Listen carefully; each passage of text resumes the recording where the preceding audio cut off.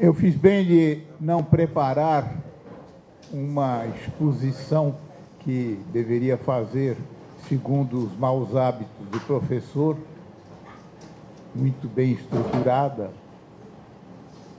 porque era preciso entrar em contato, não apenas físico, mas, se possível, espiritual, com o auditório. E nesse contato, como eu verifiquei, vocês imediatamente confirmaram, eu percebi que eu não sou povão. Quem é que está aqui de paletó e gravata? Professor. Pois é. Professor de Direito. Pois bem, o Carlos Neder pediu, insistiu que eu falasse sobre a escola de governo. Eu devo dizer que a escola de governo, em grande parte, mudou a minha vida. Eu aprendi, eu não ensinei. Ou melhor, ensinei a mim mesmo. Quando ela foi fundada em 1990, o objetivo que eu tinha em mente qual era? Como bom professor de direito, é preciso explicar a Constituição, que foi promulgada há 2 anos, para que os futuros políticos apliquem as normas da Constituição. Acontece que, com o passar do tempo, eu percebi que eu não tinha a mais leve ideia da realidade social, econômica e política do Brasil. O que eu ia ensinar aos outros? Teorias abstratas. Mas, sobretudo, eu passei a me conhecer a mim mesmo. Aos poucos, eu compreendi que o único permanentemente ausente da vida política brasileira é o povo. Ele nunca teve importância na vida política brasileira. Por quê? O que eu também compreendi depois, quando comecei a raciocinar e a sentir um pouco a realidade, que é muito diferente daquilo que a gente aprende nas faculdades de Direito. Existem 2 fatores que compõem toda a sociedade política. Um deles é o poder. O outro é a mentalidade coletiva, o espírito que prevalece em toda a sociedade. Ora, o poder no Brasil sempre foi exercido por uma minoria. Mas essa minoria não era uniforme, ela sempre foi binária. Quando os portugueses vieram ao Brasil, o objetivo deles era uma exploração comercial. Eles já tinham ouvido falar que aqui havia uma árvore cujo pau era corante, era cor de brasa. Daí a razão da nossa denominação como país. E tentaram estabelecer algo que eles já tinham, de certa forma, organizado nas ilhas atlânticas, ou seja, aquilo que depois se chamou capitanias hereditárias, ou seja, você vai lá como uma espécie de senhor feudal. Você manda, você julga o que você achar que deve julgar, você mata, que você é senhor absoluto, mas contanto que você nos traga riqueza.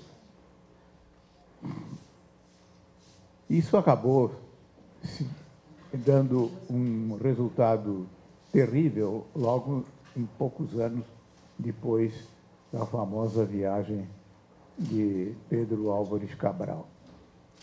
E em 1549, o governo português resolveu mudar tudo.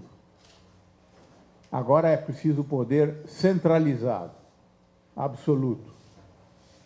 Mandou para cá um senhor chamado Tomé de Souza, que veio com 1.200 funcionários, civis e militares, com 5 jesuítas, liderados pelo padre Manuel da Nóbrega. E por que os jesuítas? Os jesuítas foram a primeira ordem educadora e de disciplina militar da Igreja Católica. E trouxe com ele, Tomé de Souza, um regimento geral de governo, que, sob o aspecto formal, é perfeito. Está tudo previsto. Os poderes de cada funcionário, as responsabilidades, as penalidades. E instalou-se o governo geral no Brasil. Só que faltava alguma coisa. Era um governo sem povo. Evidentemente, os 1.200 funcionários faziam parte do Estado. Os indígenas nunca, jamais foram considerados seres humanos iguais aos brancos neste país. E toda a multidão de africanos passou a ser trazida a partir do final do século XVI, era indispensável para fazer funcionar a indústria da cana-de-açúcar. Porque não era possível produzir açúcar sem uma imensa mão de obra, e mão de obra escrava. Como lembrou a professora Maria Vitória, a escravidão legal, lícita, durou nesse país quase 4 séculos. Pois bem, então a partir daí, vejam, os funcionários civis e militares que vieram de Portugal formavam os titulares do poder. Mas, aos poucos, foram surgindo senhores de engenho, porque era preciso cultivar a cana-de-açúcar. E os funcionários civis e militares portugueses descobriram algo óbvio. Eu não vou ficar nesse país bárbaro a vida inteira. Vou ganhar dinheiro e voltar para Portugal. E, a partir desse momento, houve uma união, um casamento indissolúvel entre os ricos, proprietários privados e os agentes políticos. Essa união permanece até hoje.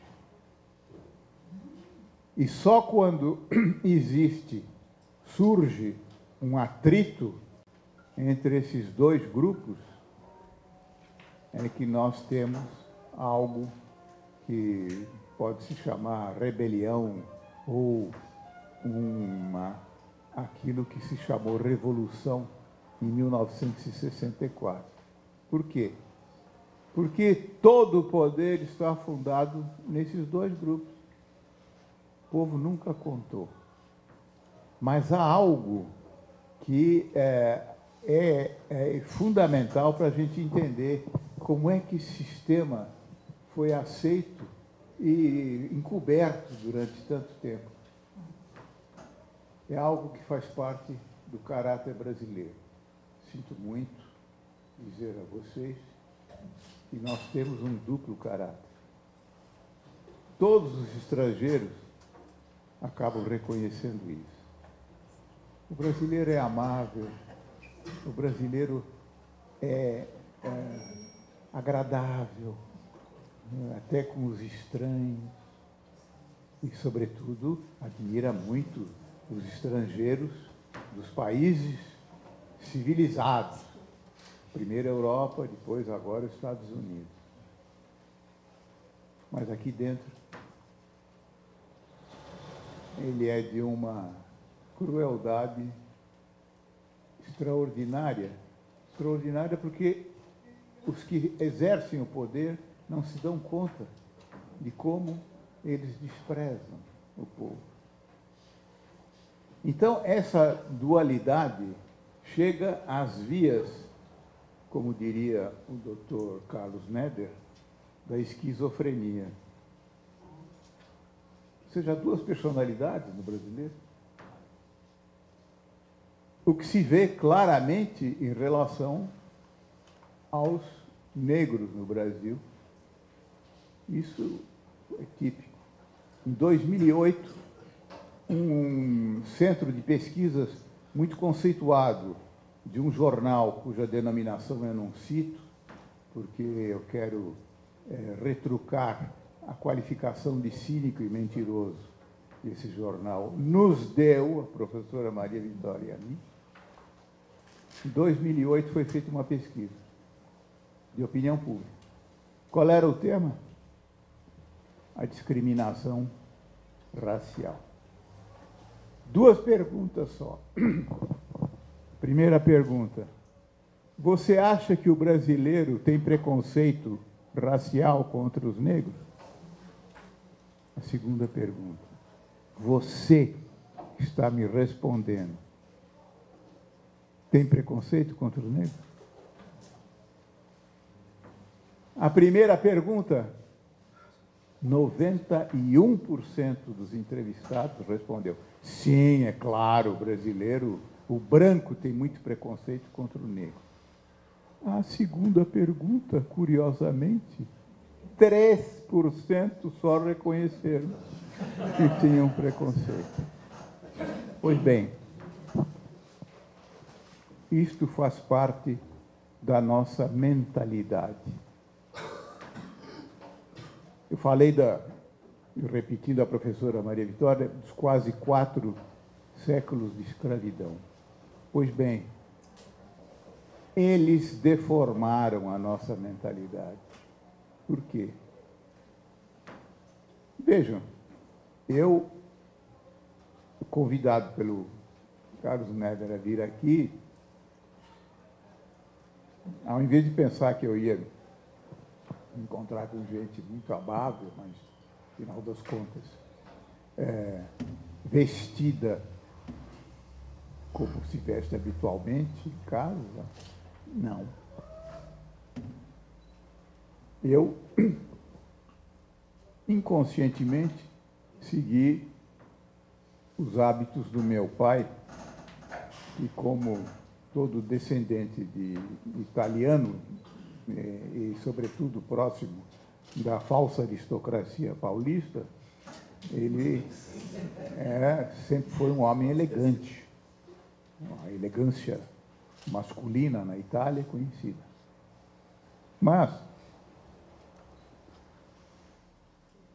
quando é que se deu, então, essa conversão? Porque eu me converti, em parte, né, como vocês veem pela minha indumentária. Quando é que se deu essa conversão? Em 2 momentos. O primeiro momento, fundamental, foi em 1972, quando o cardeal Dom Paulo Evaristo Arns, por sugestão não sei de quem, me chamou para conversar. O palácio onde ele morava, e fez questão de vender esse palácio, era em frente à casa dos meus pais.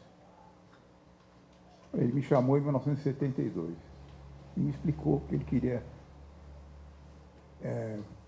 fundar uma comissão Justiça e Paz, que agora estava sendo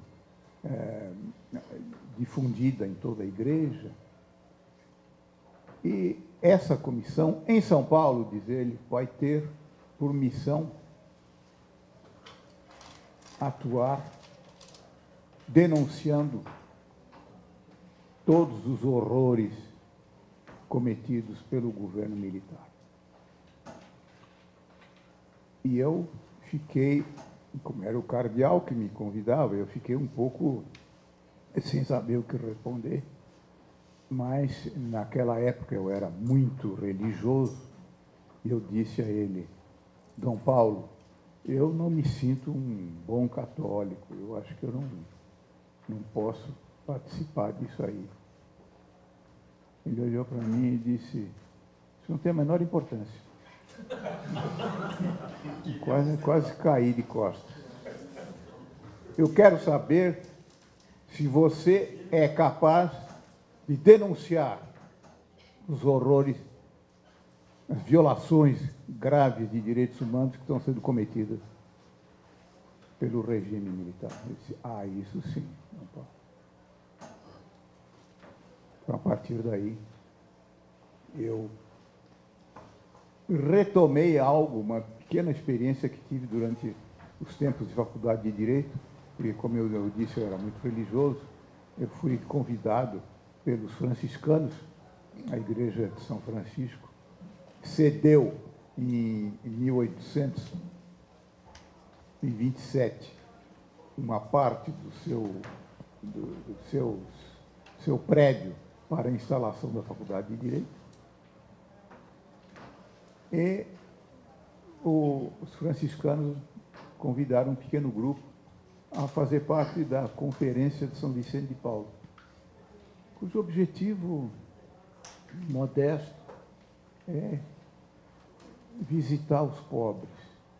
Cada um dos participantes adotava uma família e tinha que visitá-la toda semana. E não era para dar esmola, não, para ajudá-la em tudo, até psicologicamente. Sabe, o meu filho está horrível, tal. Não, mas é preciso um pouco de paciência, tal. Ou então, imagine que eu perdi o meu carrinho para vender pipoca, deve ter me roubado. Então, agora como é que a gente vai fazer? Eu não tinha a menor ideia do que era a vida do pobre. Então, esses dois fatores vieram me converter.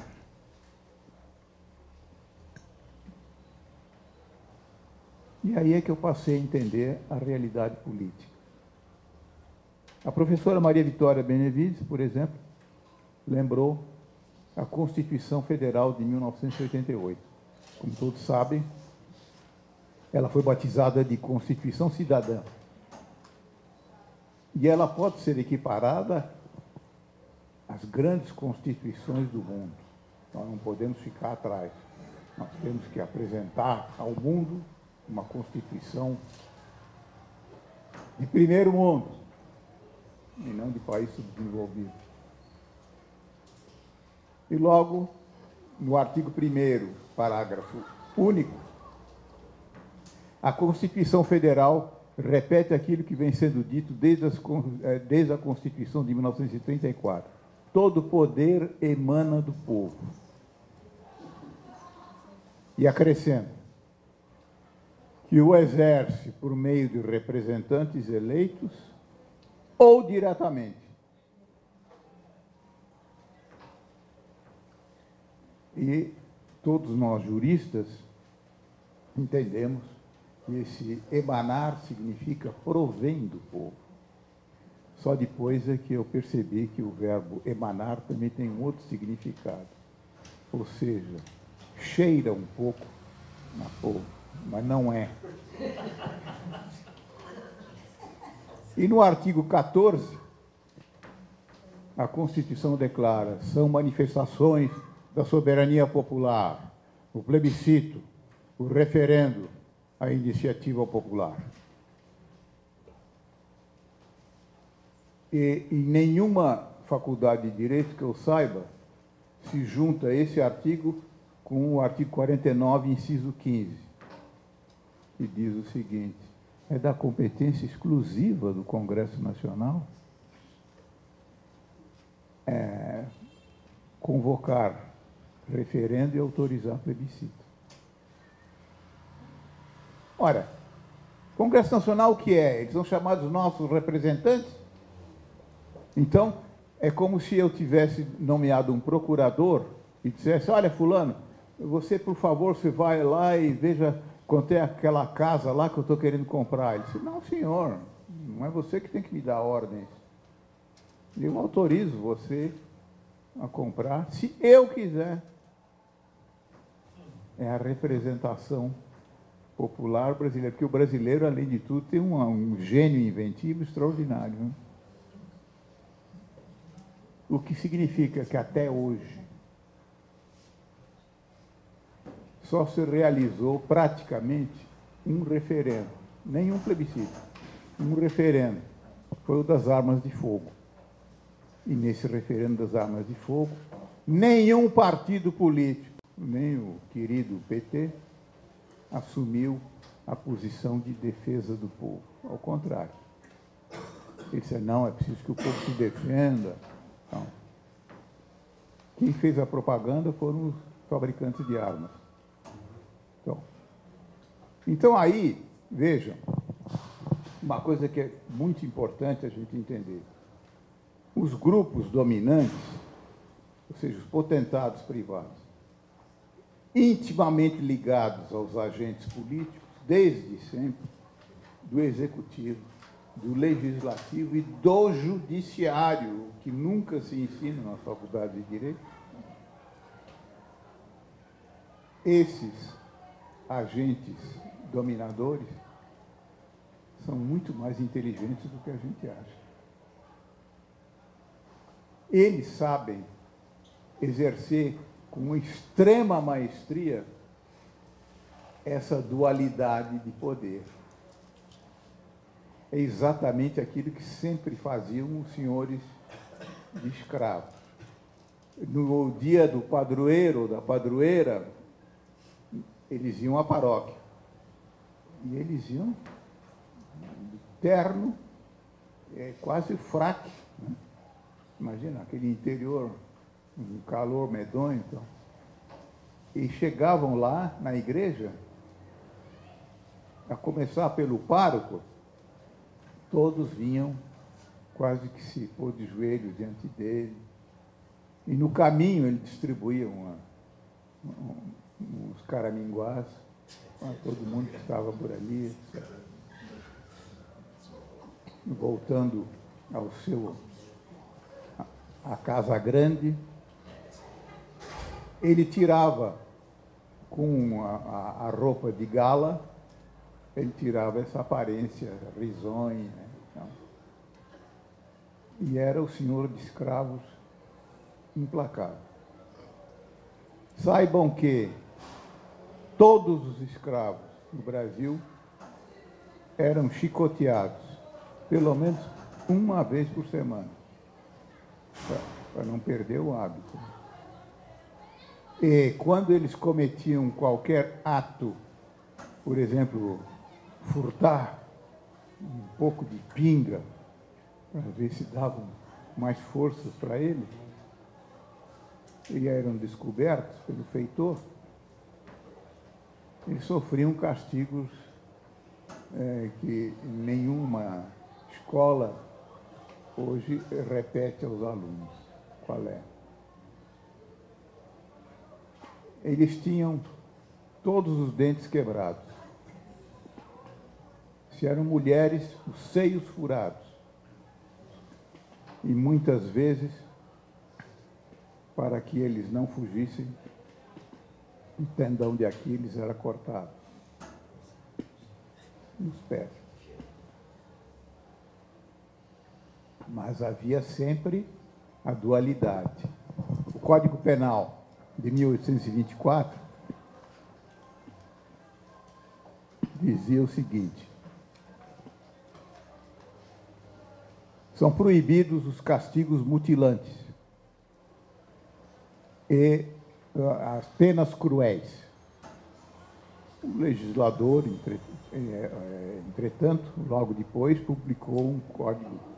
Aliás, isso está na Constituição de 1924. Logo depois foi promulgado o Código Penal, e o legislador diz o seguinte: são admitidos o máximo de 50 chibatadas são admitidas como castigo. Mas também ele não disse que era só contra o escravo. E esse limite nunca era observado. Era muito frequente o escravo morrer porque ele recebia de 200 a 300 chibatadas. O famoso bacalhau, que era um chicote terrível. Meus caros, nunca, jamais se ensinou nas escolas do Brasil a realidade da escravidão.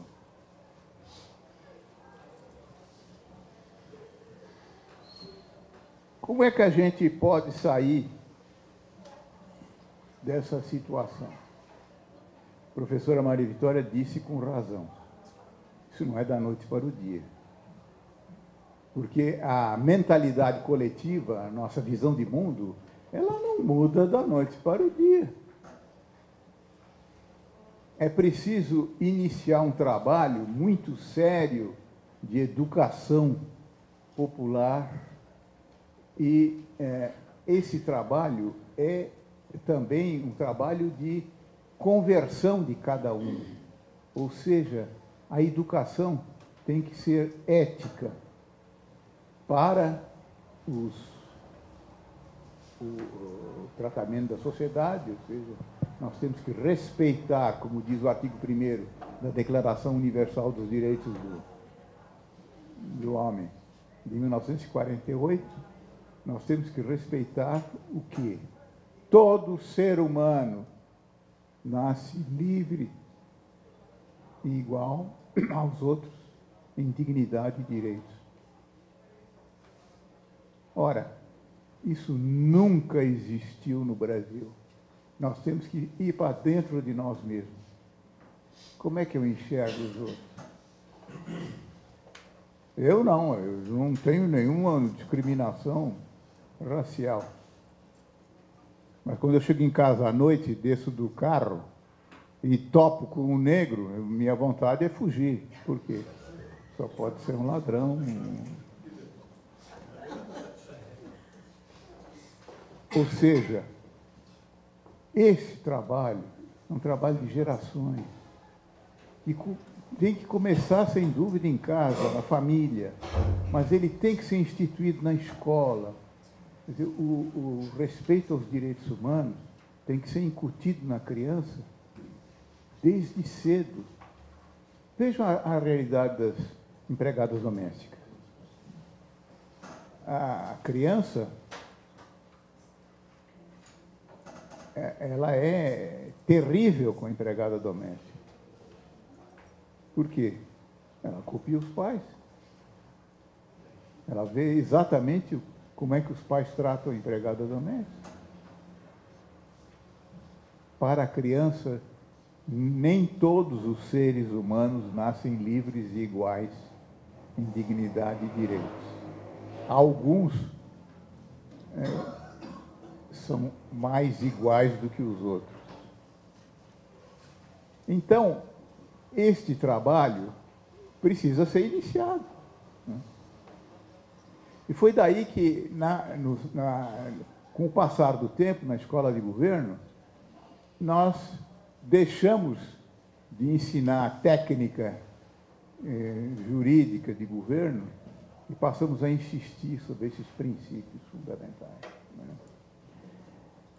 E agora, vocês perguntarão, o que o senhor faz, senhor Fábio Comparato, agora que o senhor está no limiar dos 80 anos e já está aposentado há muito tempo, quer dizer, o senhor fica em casa lendo, vendo televisão, etc. Eu, graças a Dom Paulo Evaristo Arns, eu penso, não, eu preciso fazer alguma coisa para os outros. E é por isso que, aos poucos, eu fui utilizando a minha competência técnico-jurídica para fazer propostas. Por exemplo, em 2004, eu trabalhava no Conselho Federal da Ordem dos Advogados do Brasil. E eu decidi propor ao Conselho Federal, e eles aceitaram, porque acharam que aquilo não ia dar certo mesmo, que apresentasse a Comissão de Legislação Participativa da Câmara dos Deputados, criada pela deputada Luísa Erundina. Eles aceitaram que se apresentasse um anteprojeto de lei regulamentando plebiscito, referendo e iniciativa popular para suprimir esses obstáculos práticos ao funcionamento da democracia direta ou democracia ativa. Isso foi apresentado à Comissão de Legislação Participativa, ainda sob a direção da deputada Luísa Erundina, aceitou o anteprojeto, que se tornou projeto de lei oficial, dezembro de 2004. Nós estamos, segundo se vê no calendário, né, parece que estamos em novembro de 2015, né? Até hoje ele não foi nem aprovado na primeira comissão encarregada de estudar o projeto. Por que isto? Porque a OAB se desinteressou. Porque nenhum partido político ia virar as costas a quem tem o poder. E eu, na época, era muito petista, tal, e não percebi aquilo que era óbvio. Ou seja, o grande sucesso político do Luiz Inácio Lula da Silva só foi possível porque ele é muito mais inteligente do que nós outros, né?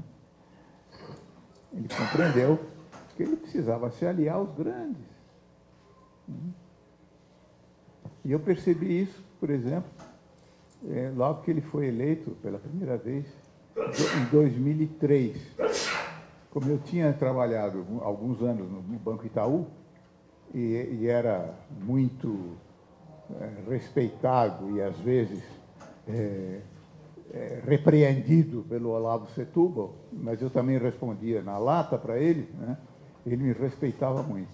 E eu não sei por que eu fui visitar o Olavo Setúbal, começo de 2003, o Lula tinha acabado de tomar posse e tal, e era um assunto que o Olavo Setúbal resolveu liquidar em pouco tempo. Depois ele virou para mim e disse: ao Comparato, o que você achou das eleições? Eu disse: ixi, o que eu vou dizer para esse homem? Eu disse: olha, doutor Olavo, eu acho que já era previsível, né, a vitória do Lula. Olha aqui, Comparato. Se eu tivesse conhecido o Lula antes das eleições, teria votado nele. Então, mais adiante, eu, na escola de governo, eu percebi o seguinte: quem é que forma a mentalidade popular hoje? Antigamente era a religião. Durante milênios, o que estava na cabeça das pessoas era a religião. A partir de um certo momento, início da Idade Moderna, a influência da religião começou a cair. No final do século XIX, surgiu no mundo inteiro a chamada sociedade de massas, ou seja, a comunicação geral, global, de toda a sociedade. Primeiro através do cinema, hein? Foi pioneiro. Depois o rádio, depois a televisão, depois a internet. Na sociedade de massas, não existem pessoas, existem átomos, existem indivíduos. Eu, no meu bairro, eu morava no Paraíso, já disse, em frente ao Palácio Pio XII, eu conhecia todas as famílias ali da rua. Meu pai ou minha mãe falavam mal desse, bem daquele e tal, eu sabia exatamente. Hoje, Quem mora num prédio de apartamentos mais ou menos popular não conhece nem o seu vizinho de andar. Nem sabe o nome dele. Nessa sociedade de massas, como é que é feita a comunicação? Ora, pelos meios de comunicação de massa. E o brasileiro vê televisão, é um dos povos que mais assiste a televisão no mundo. A média de assistência diária da televisão é mais de 3 horas no Brasil. Ora, a quem pertence o rádio, a televisão e a mal chamada grande imprensa? Às religiões. Agora as religiões também entraram nisso, uma delas pelo menos. Mas entrou nisso por quê? Porque isso dá dinheiro. O controle dos meios de comunicação de massa no Brasil é fundamentalmente, quase que totalmente, do oligopólio empresarial. E como é que eles se transmitem as suas mensagens ao povo? Ora, de acordo com o velho estilo capitalista. Os países comunistas ou fascistas, eles eram diretos. O poder está conosco, nós mandamos e todo mundo obedece. E nós vamos ganhar. Os empresários capitalistas não são idiotas para dizer isso. Eles nunca dizem que o poder está com eles. Não, nós obedecemos ao Estado. E o Estado precisa saber que ele está dificultando a nossa atividade, né? Que nós somos da sociedade civil, nós obedecemos ao Estado. E todas as mensagens são fundadas na velha tradição da publicidade comercial. Veja esta caneta esferográfica. Ela parece muito simples, mas olha, ela dura meses a fio. E, sobretudo, a tinta não sai tão facilmente assim do cano dela, etc. O que não corresponde nem a 10% da realidade. Quais são as imagens que são apresentadas?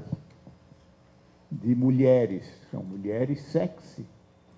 De homens, são homens jovens, sorridentes, etc. E todo mundo vai nessa. Quem é que não é influenciado pela publicidade comercial? Até mesmo os cegos são influenciados porque eles ouvem. Então, veja, 2 caminhos no sentido de trabalhar no meio social. Em primeiro lugar, nós temos que educar o povo. Educar até eticamente. Eu sei muito bem que o povão é muito menos egoísta do que o pessoal da minha classe. Sei disso muito bem. Mas o povão tem toda a velha tradição escravista nas costas. Ou seja, ele tem medo de se organizar e, sobretudo, ele não sabe como atuar contra os do lado de cima. E, normalmente, ele é uma espécie de, não digo escravo, mas de empregado obediente ao senhor que lhe dá algumas coisinhas assim de vez em quando, etc. Ou então que institui o Bolsa Família para ele. Puxa, agora eu não preciso de mais nada. Não, deixa, eles sabem dirigir. Eu não sei, eu não estudei, não tive essa oportunidade. Ou seja, ele não sabe que foi proibido o estudo por razões de ordem econômica. para vocês terem uma ideia dessa tradição de não estudar, há uma resolução do governo imperial brasileiro, de 1º de julho de 1854, que diz assim: todos os professores receberão para o ensino de primeiras letras os indivíduos que se apresentarem, com exceção dos cativos e dos detentores de moléstias contagiosas. Vocês vejam a ligação? Quer dizer, o escravo era igual ao doente contagioso. Eles eram proibidos de ser alfabetizados. E depois houve uma outra resolução que diz: proibido aos libertos, que a partir de 1850 o número de alforriados cresceu muito. Proibido aos libertos frequentar uma escola. Nós temos que organizar escolinhas de governo em todo o conjunto da periferia. Eu devo dizer que aqueles que forem para lá oficialmente para ensinar vão aprender enormemente. Mas, ao mesmo tempo, vão perceber as lacunas da formação da mentalidade coletiva do povo. O povo precisa saber se organizar. Ele precisa saber o que é viver em comunidade. Viver em comunidade não é só, conheço fulano e ciclano, de vez em quando a gente vai lá no bar, toma umas pingas,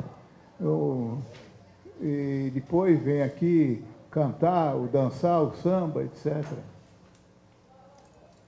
Organizar-se comunitariamente é ter a visão voltada para os outros, ter compaixão, ter compreensão dos outros.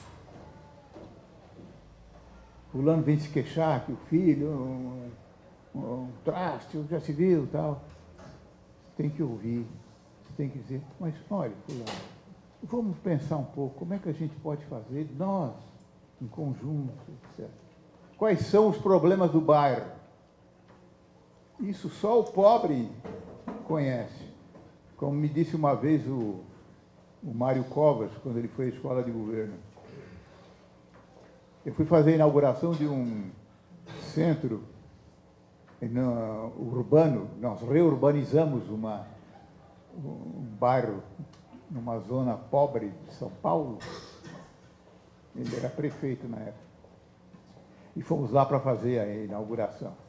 Então eu subi na tribuna, falei, mas enquanto eu falava eu via um sujeito que estava de cara fechada o tempo todo. De paletó, mas sem gravata, como o professor Fábio Comparato. E ele ficou impressionado com aquela figura.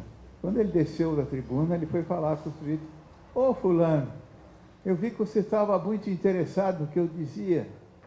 E o sujeito ficou assim meio hesitante e depois começou a mostrar para o Mário Covas que tudo aquilo que ele tinha feito era errado. Que nada daquilo correspondia às necessidades reais do povo. Então ele disse: foi aí que eu aprendi. Então, primeira coisa, nós temos que multiplicar essas escolas locais na periferia. Segunda coisa, nós temos que lutar mais duramente contra o monopólio dos meios de comunicação de massa. Nas nossas famílias, fulaninha adora assistir a novela da Rede Globo, etc. Ou então o programa da Rádio Record. Tentar criar alguma coisa diferente. E, institucionalmente, defender as rádios comunitárias.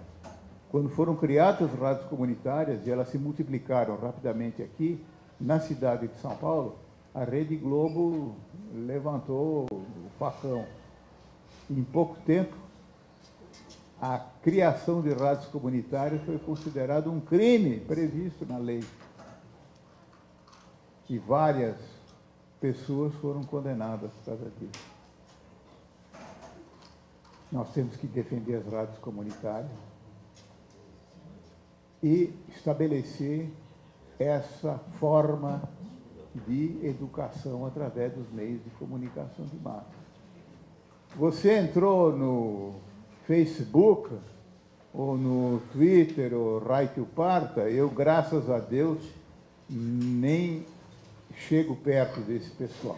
Mas eu sou homem do tempo antigo. Mas não sou contra, não. Entrou, crie o seu grupo para você poder discutir esses assuntos, a importância da política, a importância da economia, o que está acontecendo aqui no mundo, etc. Isso é muito importante.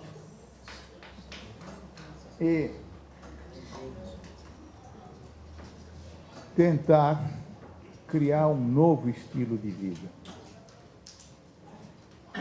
É claro que, no lado oficial, a gente tem que trabalhar também para mudar as instituições políticas. Pelo menos, eu tenho essa qualidade herdada de siciliano, que eu sou teimoso. Então, eu não desisti de apresentar projetos de lei através da Comissão de Legislação Participativa, nem de propor ações do Supremo Tribunal Federal. Há mais de 10 anos que eu não advogo, eu era advogado comercialista, imagine. Mas foi muito bom que eu aprendi a conhecer o capitalismo. Eu, em 2008, consegui convencer a OAB a entrar com uma ação para que o Supremo Tribunal Federal dissesse o óbvio, ou seja, a lei de anistia de 1979 não se aplica aos autores de homicídios, estupros, ocultação de cadáver, desaparecimento forçado. Bom, vocês sabem qual foi a explicação dada, inclusive pelos partidos ditos da esquerda, né? Não, a anistia foi um acordo histórico que os perseguidos pelo regime militar fizeram com aqueles que os perseguiram. Ou seja, os estupradores e homicidas sentaram-se juntamente com as famílias das vítimas e disseram: olha aqui, agora vamos nos dar as mãos e a gente se anistia reciprocamente. Bom, o Supremo Tribunal Federal julgou improcedente a ação intentada, eu tive a honra de intentar, no Supremo Tribunal Federal. Mas ele se esqueceu, o Supremo, de julgar o seguinte: a lei de anistia disse claramente, num dos seus artigos, que ela só se aplicava aos crimes cometidos até 15 de setembro de 1979. Aliás, 15 de agosto. E todos os penalistas sabem que os crimes de sequestro de pessoas e de ocultação de cadáver são permanentes. Enquanto não reaparece o sequestrado ou se descobre onde está o cadáver, o crime continua. Então, nós perguntamos ingenuamente ao Supremo Tribunal Federal. Isso não foi decidido no acórdão. Agora vocês precisam decidir.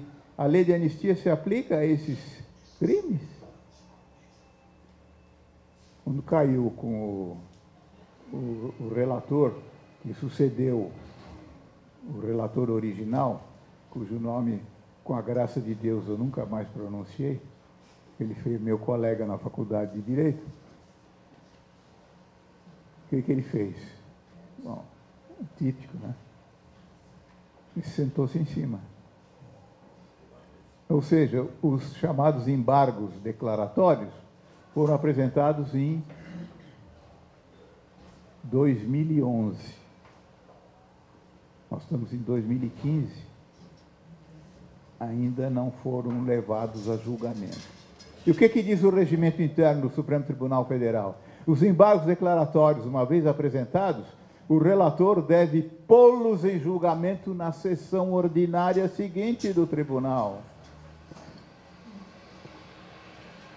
Eu fui, depois de me conter bastante e não comer antes de ir, fui falar com o relator, né, várias vezes, dizer, olha, não precisa julgar isso, não é possível, tal.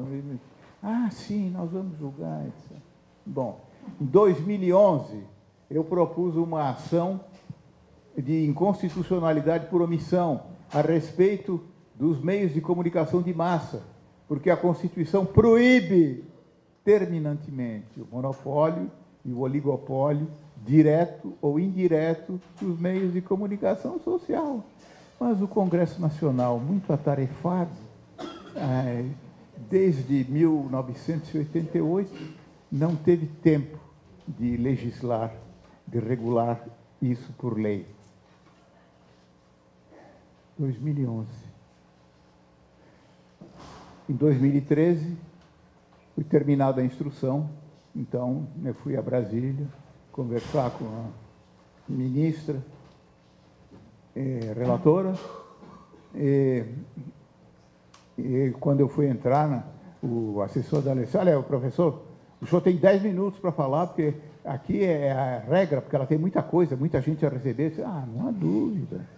Então, entrei já com o relógio assim, em punho, e quando chegou 9 minutos, eu disse, ministra, eu agradeço a sua gentileza, era tudo que eu tinha a dizer, o meu tempo está se esgotando. Eu disse, que isso, professor? O senhor pode falar o tempo que o senhor quiser. Não, muito obrigado, agradeço. Até hoje, nada. Ela não julga. Meus caros, isso todos nós brasileiros precisamos saber.